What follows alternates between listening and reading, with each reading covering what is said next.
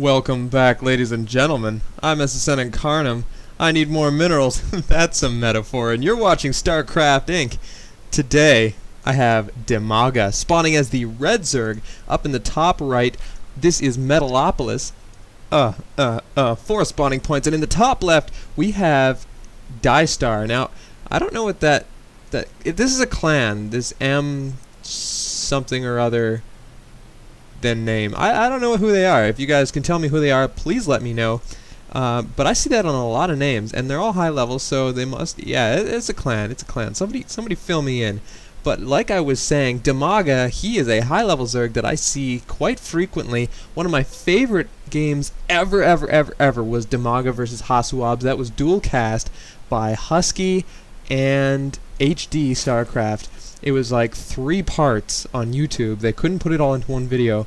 And it was like Dimaga on 15 bases and Hasuabs on 1 base. And yeah, it was freaking epic.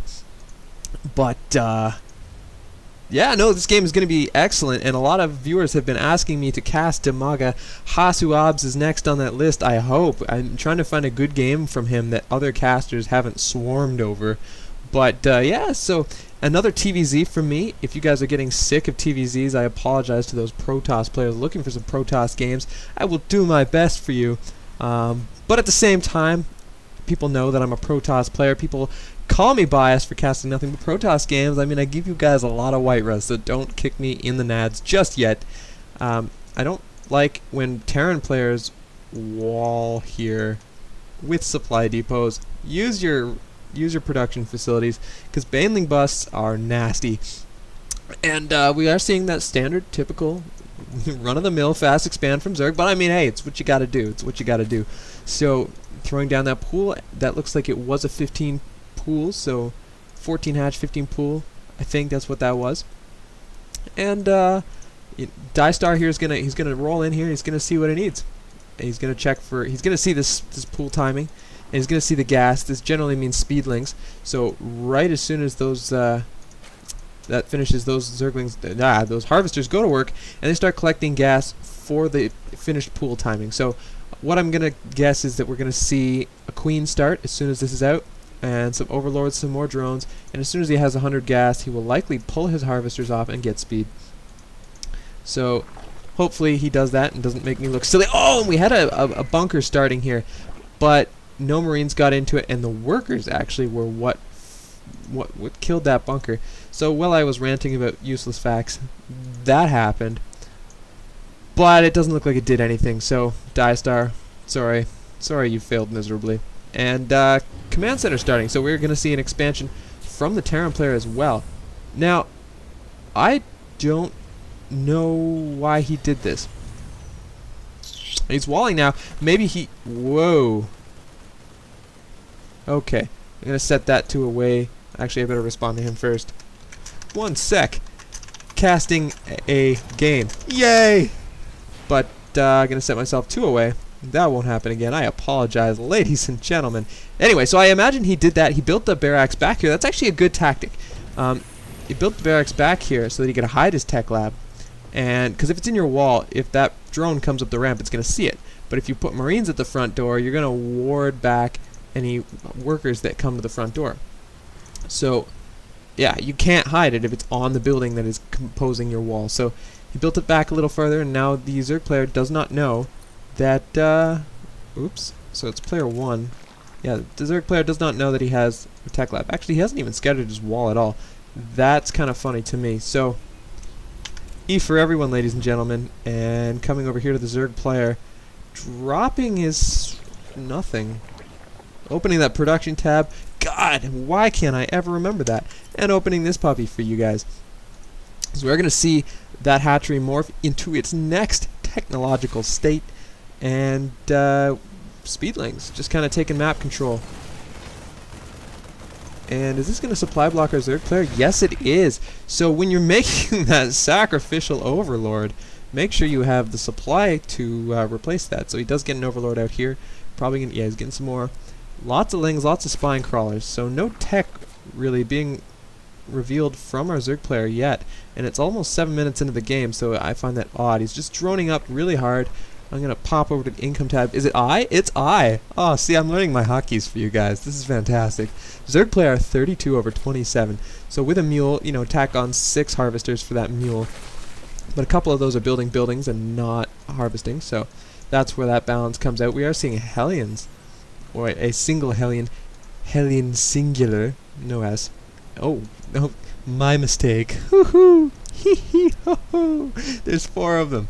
And yeah, they're gonna do some trolling. And this is a little late for Hellion Harass. There are 2 spines, as you can see. They might be able to do some damage if they slip up into the main. They ignore those spine crawlers, and they would scout this infestation pit. So that is an option for the Terran player. But wow, there are a lot of Zerglings. But realize that there's no creep right here. So he could do a little bit of kiting on that bear patch. However, he is denying creep spread with these Hellions, so that is another plus. This creep tumor cannot spread creep any farther, and he's just going to scan and kill it. Going to get some more creep here, and this is excellent play. Terran players, pay attention to this. Creep denial is key, is absolutely key against Zerg. And just camping him here, denying that spread closer to the Terran base is excellent. However, over here, the Zerg player is taking his 3rd. And we are seeing infestors coming out. And this is going to be powerful timing. With the amount of lings he has, he will be able to go infestor ling quite efficiently and do a lot of damage. He'll be able to catch these Hellions and lock them in place. The fungal growth will do damage to them, as well as the lings capable of surrounding them. And I think that is the direct counter. Well, maybe roaches would work a little bit better, but it's going to do the job, I think. But that 3rd base is going to be what the Zerg player needs here. As I always say, the Zerg player needs to be a base ahead of the Terran at all times just to stay even. I mean, 2 base. Zerg player, because he gets that early harvester count, like I said, he was like 37 over 20 something. They mine their bases out really fast. So if you can contain a Zerg player onto 2 bases, they're going to get mined out much faster. Although Terran fall under the same syndrome just because they can get fully saturated with SCVs and then oversaturate with mules. Mules ignore that 3 to a patch cap. So Terran players can really mine themselves out fast too. And so I guess as the Protoss race, you really need to remember that. So you can mine your opponents out if you can lock them down into single bases, and it goes into effect much faster than if you lock a Protoss down. They can go 1 base, 2 base for quite a long time.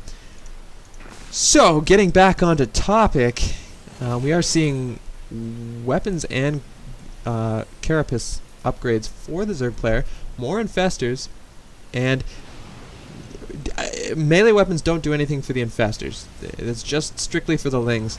However, infested Terran, they operate off the range upgrades. If you get 3 range weapon and 3 armor upgrades, that's hilarious on infested Terran. And here come the Ling going to engage the siege tanks before they are sieged up. Fungal growth going down on the infantry. These blue flame Hellions are going to kill the Lings quite quickly. Now these infestors are sitting here naked, but they're getting the infested Terran, which are going to do hasty amounts of damage.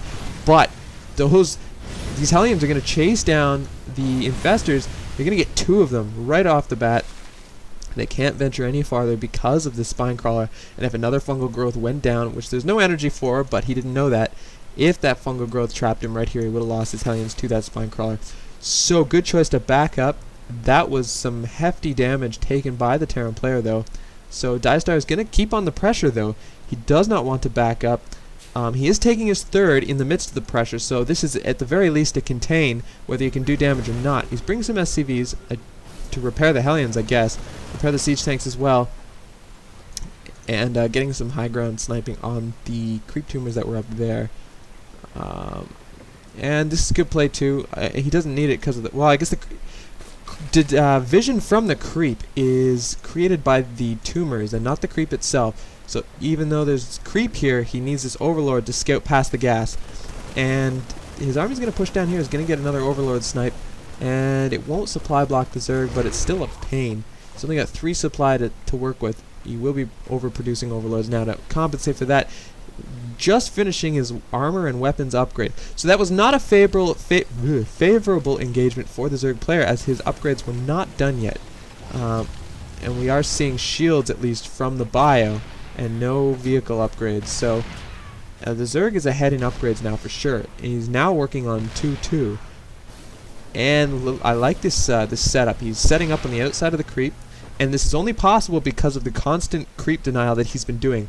Had the creep been pushed back farther, had the creep grown farther, this contain would not be possible, and the Zerg's going to engage now, surrounding the siege tanks with the Lings, mind controlling the siege tanks that were used for the contain. This bunker is used